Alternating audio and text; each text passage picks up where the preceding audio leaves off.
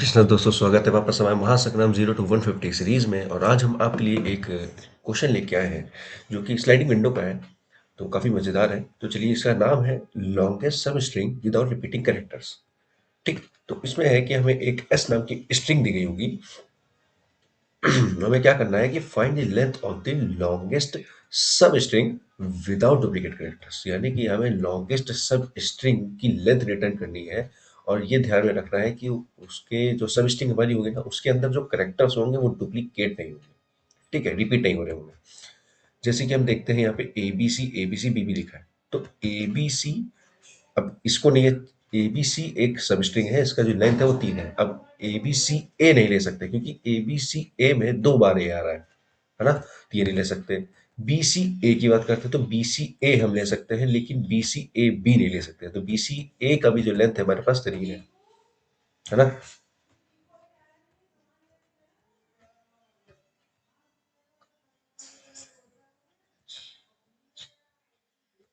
ना। और यहाँ पे आंसर हमारा जो है लिखा है कि आंसर हमारा ए बी सी एज हम मान के चले थे, और हमारा जो लेंथ है वो 3 है। और यहाँ लिखा है कि हमारा बी सी ए और सी ए बी भी हमारा करेक्ट आंसर हो सकता है। ठीक है।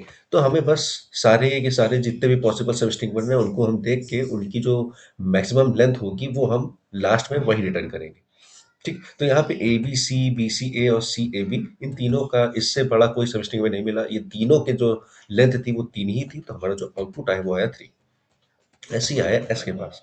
एस में अगर हम सबस्ट्रिंग की बात करेंगे तो बी, तो ठीक है इसकी एक लेंथ, लेकिन जैसे ही डबल बी हमने लिया तो ये सबस्ट्रिंग नहीं कहलाई जाएगी। ना तो 3 बार बी, ना तो 4 बार बी, है ना? तो इसलिए इसका यहाँ पे जो आंसर है वो आ जाएगा 1। ठीक।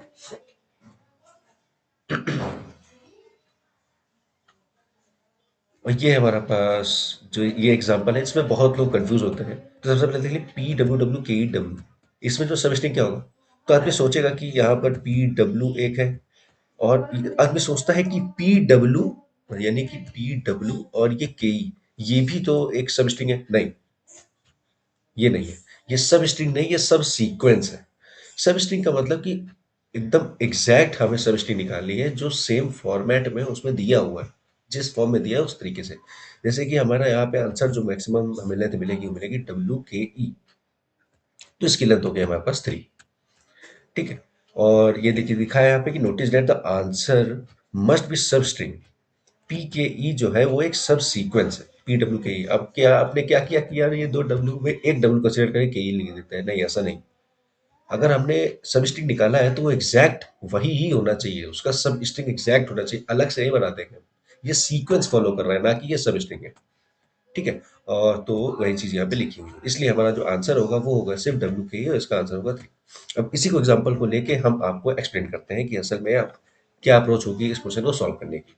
एक्सप्लेनेशन की तरह जल्दी से देख लेते हैं। स्लाइडिंग विंडो का मतलब कि एक स्टार्ट पॉइंट होगा, एक होगा एंड पॉइंट। वो स्टार्ट और एंड पॉइंट हमें बता रहा होता है कि हम असल में हमारी जो स्लाइडिंग विंडो है वो कहाँ से लेके कहाँ तक बनी हुई है। ठीक। तो सबसे पहले बता देते हैं कि एक पॉइंटर होगा स्टार्ट नाम का।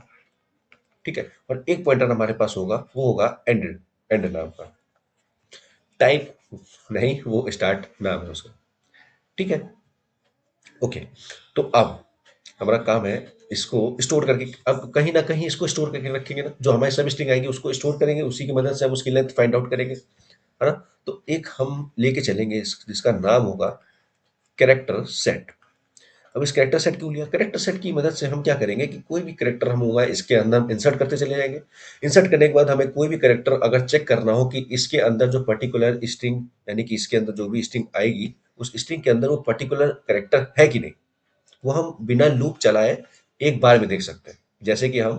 जैसे हम मैपिंग में कर देखते थे ना, अनऑर्डर्ड मैप लगाते थे जिसकी मदद से हम एक बार में लूप का देख लेते थे कि वो कैरेक्टर उसके अंदर है कि नहीं, वही सेम इसमें भी यही होगा, इस्तेमाल होगा। ठीक। तो ये जो कैरेक्टर सेट है इसका इस्तेमाल करके हम उसका ये सब काम हमारा हो रहा होगा। तो चलिए स्टार्ट करते हैं। तो एंड हमारा यहाँ पे है, तो सबसे पहले एंड जिसको भी पॉइंट कर रहा है ना, ठीक, उसको देखते हैं। ये पी, तो क्या ये जो पी है क्या वो इसके अंदर है? तो पी इसके अंदर तो नहीं, तो इसका मतलब हमें इसके अंदर इंसर्ट करना पड़ेगा। तो इस पी को इसके अंदर हम क्या कर देते हैं, इंसर्ट कर देते हैं। ठीक। ये पी इसके अंदर इंसर्ट हो गया। अब ये पर्टिकुलर स्ट्रिंग, इसकी जो लेंथ है, यानी कि ये जो एक कैरेक्टर आया है इसके अंदर उसकी लेंथ क्या है। तो इसकी लेंथ कैसे निकलेगी, ये जो एंड लिखा हुआ है ना, एंड, इस एंड को हम करते हैं माइनस स्टार्ट से, ठीक है, और करते हैं +1। यहां से लेके यहां तक कि हमें ये पता चल जाएगा कि इन दोनों की दूरी कितनी है, ठीक है, डिस्टेंस कितनी है। और डिस्टेंस के बाद हम +1 कर देते हैं, जिससे हमें उस पर्टिकुलर कैरेक्टर की हमें लेंथ पता चल जाती है। ठीक, तो यहाँ पे क्या दिख रहा है हमें, यहाँ पे है 0 -0 +1, तो इसका जो आंसर आ जाएगा वो हो जाएगा 1। ठीक है, तो ये लॉजिक हम लिख के चलेंगे। और स्टार्टिंग में हमारा जो मैक्स लेंथ होगा वो एज ए बाय डिफॉल्ट मान के चलेंगे कि यहाँ पर जो है 0 था। ठीक है, तो जब उस जो 1 आया था, इस 1 को इस 0 से जब कंपेयर करेंगे तो हमारा 1 एलिमेंट क्या निकलेगा, बड़ा निकलेगा। ठीक है, 1 नंबर बड़ा निकलेगा, तो इस 1 को इसके अंदर क्या कर देंगे हम, अपडेट कर देंगे। ठीक है, ये 1 इसके अंदर अपडेट हो गया। क्या होगा, इस एंड को आगे बढ़ाते हैं। अब एंड किसको पॉइंट करें, डब्लू को। क्या ये डब्लू इस कैरेक्टर सेट के अंदर है, क्या ये डब्लू इस कैरेक्टर सेट के अंदर है, तो नहीं, कैरेक्टर सेट के अंदर नहीं है। तो फिर क्या करेंगे, इस डब्लू को इसके अंदर इंसर्ट कर देते हैं। ये हमने यहाँ पे इसके अंदर इंसर्ट कर दिया। ओके, अब इसकी लेंथ क्या है, फिर से भाई एंड जहाँ पे भी इसको पॉइंट कर रहा है 1 को कर रहा है, स्टार्ट कहाँ पे है, 0 पे है, प्लस करेंगे 1, इसका जो लेंथ आ जाएगा वो आएगा 2। अब इस 2 को इस 1 से कंपेयर किया तो बड़ा क्या है हमारे पास, जो 2 एलिमेंट जो है हमारा बड़ा है, तो हम मैक्स लेंथ को हटा के अब हम यहाँ पे लिख देंगे आंसर 2। ओके, ठीक है, बढ़िया। अब एकदम बढ़िया फ्लो में काम चल रहा है हमारा, कोई दिक्कत नहीं आ रही है। फिर से क्या करते हैं, इस एंड को फिर से नॉर्मल तरीके से आगे बढ़ाते हैं। अब ये आता है डब्लू पे।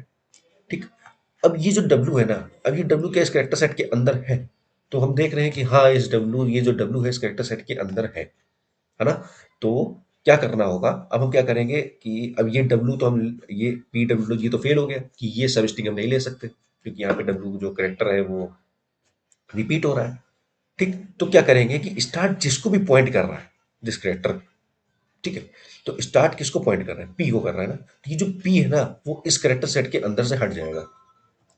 ठीक, तो इस पी को इस कैरेक्टर सेट के अंदर से हट जाएगा और यहाँ पर सिर्फ बचेगा डब्लू। ठीक है, वहां से हमने हटा दिया, जिसको हम इरेज करेंगे इरेज फंक्शन की मदद से। ठीक, और इरेज करने के बाद हम स्टार्ट को एक पॉइंट आगे बढ़ा देते हैं। बढ़ाने के बाद फिर से हम एंड में देखते हैं कि एंड अब भी जिसको पॉइंट कर रहा है, क्या अब भी वो कैरेक्टर कैरेक्टर सेट के अंदर है, तो हाँ अब भी वो कैरेक्टर सेट के अंदर है। तो फिर से हम क्या करेंगे कि स्टार्ट जिसको भी पॉइंट कर रहा है, तो स्टार्ट किसको पॉइंट कर रहा है, डब्लू, तो इस डब्लू को भी हम क्या कर देते हैं, उड़ा देते हैं। ठीक है, तो ये डब्लू को भी हमने यहाँ से उड़ा दिया और ये खाली हो गया, और फिर उसके बाद हमने इस स्टार्ट को आगे बढ़ाया, बढ़ा दिया। अब देखिए, अब एंड जिसको पॉइंट कर रहा है, क्या अब भी कैरेक्टर सेट के नहीं, तो कैरेक्टर सेट के अंदर नहीं है। तो जब नहीं है तो क्या होता करते हैं हम कि इस डब्लू को इसके अंदर क्या कर देते हैं, इंसर्ट कर देते हैं। तो ये हमने यहाँ पर क्या कर दिया, इंसर्ट कर दिया। ओके, इंसर्ट हो गया। इंसर्ट करने के बाद इसकी लेंथ क्या है, ठीक, इस डब्ल्यू की, तो एंड माइनस स्टार्ट +1, तो 2 - 2 0, और +1 करेंगे तो हमारा आंसर आ जाएगा 1। ठीक, तो ऑलरेडी मेरे पास 2 है, नंबर बड़ा है हमारा, तो अपडेशन नहीं होगा इसके अंदर, वो 2 ही रहेगा।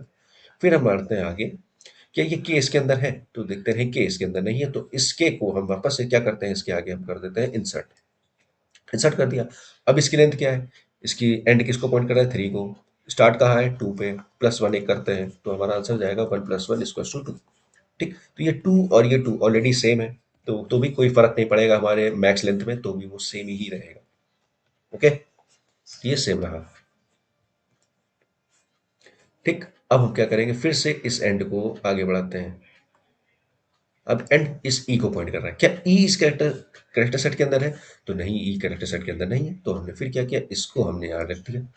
ठीक, रख दिया। अब एंड कहाँ है, एंड है 4 को पॉइंट कर रहा है, स्टार्ट कहाँ है हमारा, 2 को पॉइंट कर रहा है, और एक एक्स्ट्रा +1 ऐड करते हैं लेंथ के लिए, और हमारा आंसर आ जाएगा 2 + 1 = 3। तो ये 3 इस 2 से क्या है, बड़ा है, तो अब मैक्स से जो हमारा मैक्स लेंथ है ना वो अपडेट होगा। तो अब क्या करेंगे कि यहाँ पे इसको हटा के हम यहाँ पे इसकी वैल्यू लिखेंगे, यहाँ पे आ जाएगा हमारा आंसर 3। ठीक है, आ गया। Okay, done. फ्लो समझ में, यही फ्लो है, यही कोड का फ्लो है और कोई नहीं है। और जो हम हर बार चेक करते हैं ना कि एंड इसमें है कि नहीं, मतलब एंड का जितनी बार करेक्टर इसमें मिलेगा उतनी बार हम इसको इसमें से इरेज करेंगे, है ना? ये कर रहे थे, ये व्हाइल लूप की मदद से करेंगे, ठीक? और जो एंड हमारा बढ़ रहा है वो फॉर लूप की मदद से करेंगे, ठीक है? अभी आपको कोड में अच्छे समझ में आ जाएगा। अब जाएगा डब्ल्यू पे। अब ये डब्ल्यू क्या इसके अंदर है? तो देखते हैं कि जी, ये डब्ल्यू जो है इसके अंदर है, ठीक? तो फिर हम वही क्या करते हैं, सेम चीज कि स्टार्ट जिसको भी पॉइंट कर रहा है ये वाला एलिमेंट इसके अंदर से हटेगा, तो हम हटाते हैं, इस डब्ल्यू को गायब कर देते हैं। गायब कर दिया, डब्ल्यू गायब, डब्ल्यू जैसे ही गायब स्टार्ट को आगे बढ़ाया, ठीक? अभी हमें क्या दिख रहा है, के ई डब्ल्यू एक तरीके से बन गया। अब देखते हैं ये डब्ल्यू, ठीक? वो के ई डब्ल्यू तो बन गया। फिर से वही चीज कि एंड अभी भी जिसको पॉइंट कर रहा है क्या वो अभी इसमें है? तो देखा नहीं, वो अब इसमें नहीं है। तो जब वो इसमें नहीं है तो हम क्या कर देते हैं, इसके ई के आगे लगाते हैं डब्ल्यू। इसकी साइज क्या निकलेगी, इसका जो साइज होगा वो होगा 5 -3 +1, तो वही 2 +1, इसका आंसर आ जाएगा 3। ठीक है, 3 हमारे पास पहले से है तो भी लेंथ हमारे में कोई चीज़ नहीं है, यानी कि एक तरीके से ये तो हमें मिला कि के ई डब्ल्यू, ठीक है, और ये डब्ल्यू के ई, ठीक है, ये डब्ल्यू के ई, ये हमें दो सब स्ट्रिंग मिली है जो कि सेम है, तो ये दोनों आंसर कंसिडर हो सकते हैं, है ना? हम ये नहीं कह सकते कि ये जो हमें 3 मिला है मैक्स लेंथ, ये डब्ल्यू के ई की मदद से मिला है या के ई डब्ल्यू। तो इसलिए वहां पे हमें आंसर में लिखा हुआ था कि चाहे आप डब्ल्यू के ई की मदद से कहें कि डब्ल्यू के ई और के ई डब्ल्यू ये दोनों सेम आंसर रिटर्न करेंगे। ये करने के बाद अब हम एंड को नॉर्मली आगे बढ़ाते हैं, जैसे एंड को आगे बढ़ाएंगे हमारा खत्म हो जाता है, लूप खत्म हो गया, फॉर लूप, ठीक? फॉर लूप खत्म हो गया। अब हमारे इस इसके अंदर क्या बचा, इस मैक्स लेंथ के अंदर क्या बचा? तो मैक्स लेंथ के अंदर बचा 3, तो यही हमारा क्या हो जाएगा, आंसर। ठीक है, फ्लो समझ में आ रहा है ना? बस ये है। अब इसको इसी चीज को अब हम लोग ले लिख लेते हैं कोड में। तो ये रहा हमारा कोड। तो ये भी देखिए हमारा ये तरीका है उसको कैरेक्टर सेट को डिफाइन करने का। अनऑर्डर सेट कैरेक्टर टाइप का होगा, ओके, ये लगा दिया। उसके बाद जो हमारी बैच लेंथ स्टार्टिंग में जीरो होगी, स्टार्ट हमारा स्टार्टिंग में जीरो होगा, ठीक है, विंडो यहाँ से स्टार्ट होती है, और एंड है जो हमारा विंडो का बढ़ाने का काम करेगा, ठीक? और ये कंडीशन लगी वाइल लूप की जितनी बार भी हमें वो एलिमेंट मिलेगा इस कैरेक्टर सेट के अंदर, ठीक है, ये लिखा है कि कैरेक्टर सेट डॉट एंड का मतलब होता है खाली, और यहाँ पे क्या लिखा है, एक्सक्लेमेटरी मार्क, यानी कि वो जो हमें नंबर, हम जो कैरेक्टर ढूंढ रहे हैं, ठीक है, अगर वो कैरेक्टर हमें मिल जाता है, वही सेम चीज जो जिसको भी एंड पॉइंट कर रहा होता है ना, वो हमें कैरेक्टर सेट के अंदर मिल जाता है, तो स्टार्ट जहां जिसको भी पॉइंट कर रहा होता है ना, उसी चीज को हम क्या कर देते हैं, कैरेक्टर सेट में से हम इरेज कर देते हैं, जैसे हम कर रहे थे, और करने के इरेज करने के बाद हम स्टार्ट की वैल्यू बढ़ा दे रहे थे, और ये तब तक हो रहा था जब तक एंड जिसको भी पॉइंट कर रहा है वो उस कैरेक्टर सेट के अंदर से खाली ना हो जाए, गायब ना हो जाए। जैसे गायब हो जाता था, ठीक है, उसके बाद हम क्या करते थे कि उस एंड वाले वैल्यू को हम वापस से उसके अंदर इंसर्ट कर देते थे, करते थे, और करने के बाद हमेशा मैक्स लेंथ कैलकुलेट करके उसमें जो मैक्सिमम लेंथ निकलती थी उसको हम क्या कर देते थे, मैक्स लेंथ के अंदर अपडेट कर देते थे, और यही सेम प्रोसेस उसके बाद एंड आगे बढ़ता था, ठीक है, 1 2 पूरे लास्ट एलिमेंट लास्ट लेंथ तक जाएगा। इस तरह से हमारा जो है काम करता था, और जैसे ही फॉर लूप हमारा खत्म होगा तो हमारा आंसर जो बचेगा वो बचेगा कि मैक्स लेंथ, ठीक, ये हमारा आंसर है। ठीक है, तो बस इतना ही था। तो वही स्लाइडिंग विंडो की एप्लीकेशन थी, ये भी एक सेकंड क्वेश्चन सेकंड, और जो एक वीडियो और थी जो हमने सॉल्व की थी, तो ये जो वीडियो है वो इसमें अटैच कर दिया है मैंने, आप जाके वहां से चेकआउट कर सकते हैं एक बार फिर से। ठीक है, तो कोई प्रॉब्लम हो तो आप बिल्कुल कमेंट लिख सकते हैं।